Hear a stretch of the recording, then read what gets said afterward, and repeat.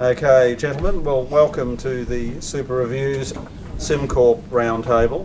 And as you know, we're really talking here today about technology and the way in which super funds are implementing it. Not so much from the point of view of administration, although that is an important element of everybody's function these days, but I think in terms of custody. And so I'm going to kick things off by basically starting with let's say Peter Curtis, and what's the general approach in terms of super funds and technology?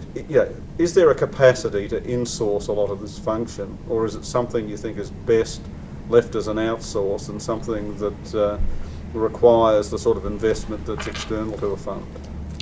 Yeah, so we look at the whole technology and systems bit in the perspective of what is it that we want to be doing within the fund, specifically within the investment department, within my remit, and what don't we want to do. So that is all driven to us by where do we have scales that we can do things, where do we believe we can add some value to the process if we do it in-house or bring the technology in-house, or where can we actually leverage someone else who's got the capability, the systems, the technology to get the end result which we're after.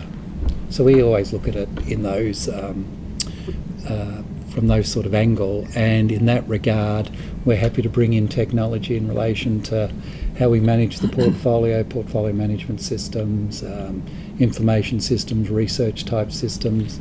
We're not terribly interested in bringing in-house technology that relates to processing,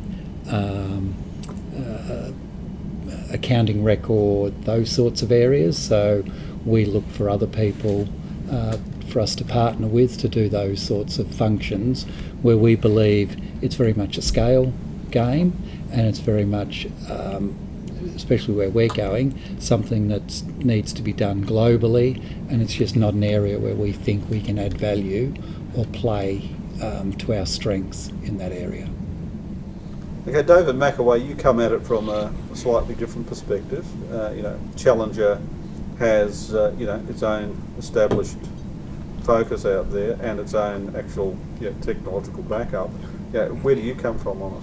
Yeah, look, I support Peter's comments as well. I think it's important for every organisation to think about what works specifically for them, and so I don't think it's as much about whether you should insource or outsource. I think you need to look at it very specifically for your organisation, and in one respect, the bespoke level at which you're having to manage assets.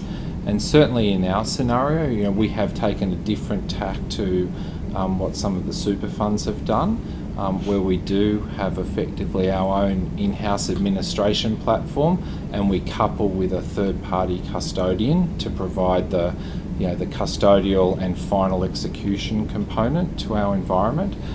But for us and our particular model, where we're servicing a life company and then effectively 11 bespoke boutique investment managers, what we found was when we looked at the outsourcing capabilities that were potentially available to us, they didn't quite fit the mark for our particular business. And so we found that we needed something above and beyond what was available in the marketplace from an outsourcing perspective today. And for us, the only place that we could find it was going with a third-party software provider to help us then build out our own administration capability.